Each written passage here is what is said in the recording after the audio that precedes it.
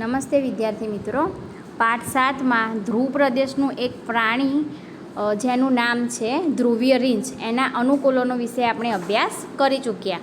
હવે ધ્રુવ પ્રદેશમાં રહેલું સારી રીતે જાણીતું બીજું પ્રાણી પેંગ્વિન, કે જે તમે આકૃતિ 7.4માં જોઈ શકો છો, તેના વિશે આપણે અભ્યાસ કરીશું. તો તે પણ સફેદ રંગનું છે. એટલે જેમ ધ્રુવીય રીંછ સફેદ રંગનું છે ને, તેમ પેંગ્વિન નામનું પ્રાણી પણ સફેદ રંગનું જ છે. અને સફેદ પૃષ્ઠભૂમિમાં તે વળી જાય છે. તેના શરીર પર જાડી ચામડી અને ખૂબ જ ચરબી આવેલી હોય છે. એ શું મદદ કરે? તો એ તેને ઠંડીમાં રક્ષણ પૂરું પાડે છે. તમે પેંગ્વિનને એકદમ પાસે ભીડ કરીને ટોળામાં ઊભેલા હોય તેવા ચિત્રો તો જોયા જ હશે. આમ કરીને તેઓ તેમના શરીરને ગરમ અને હૂંફાળું રાખે છે. યાદ કરો કે જ્યારે માણસો વડે ગીચોગીચ ભરાયેલા હોવ છો ત્યારે તમે કેવી ગરમી અનુભવો છો. ધ્રુવીય રીંછની જેમ પેંગ્વિન પણ સારું તરી શકે છે. તેનું શરીર ધારારેખીય અને ત્વચાના પડદાથી જોડાયેલા પગ ધરાવે છે. તેને સારા તરવૈયા બનાવે છે. જો આકૃતિ 7.5માં પેંગ્વિનના પગ દર્શાવેલા છે.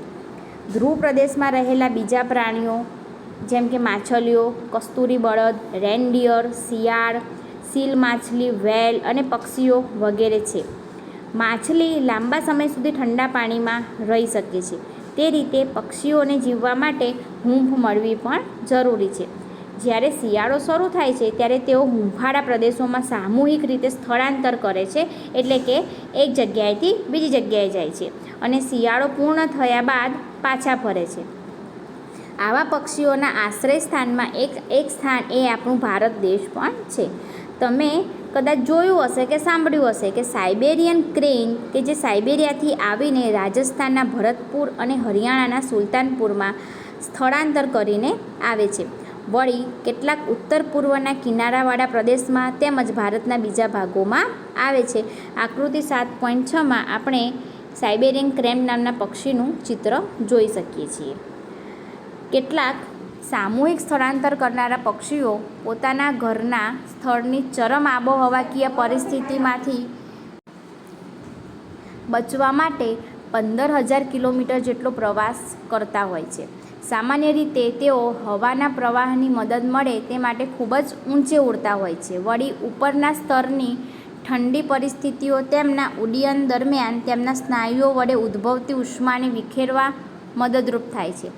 પરંતુ આ પક્ષીઓ દર વર્ષે એક જ સ્થાને કેવી રીતે મુસાફરી કરીને આવી શકે છે તે રહસ્યમય કોયડો છે. એટલે આપણે કોઈ જાણતા નથી. તેવું લાગે છે કે તેમના શરીરમાં દિશાને શોધવા માટેની કોઈ રચના આવેલી હોવી જોઈએ અને કઈ દિશામાં મુસાફરી કરતી હોય તે જણાવતી હોય. એમના શરીરમાં કોઈ એવી રચના હોય. કેટલાક પક્ષીઓ કદાચ તેમને દિશા સૂચન કરવા માટે સીમાચિહ્નનો ઉપયોગ કરતા હોવા પણ જોઈએ. ઘણા પક્ષીઓ દિવસના સૂર્યપ્રકાશમાં અને રાત્રિમાં તારાઓની મદદથી દિશા સૂચન મેળવતા હોઈ શકે. એવી કેટલીક ઘટનાઓ છે કે જે દર્શાવે છે કે પક્ષીઓ દિશા શોધવા માટે પૃથ્વીના ચુંબકીય ક્ષેત્રનો ઉપયોગ કરતા હોઈ શકે. માત્ર પક્ષીઓ જ નહીં, સસ્તન પ્રાણીઓ, ઘણા પ્રકારની માછલીઓ, કીટકો પણ ઋતુ અનુસાર વધુ સારી અનુકૂળ આબોહવા માટે સામૂહિક સ્થળાંતર કરતા હોય છે.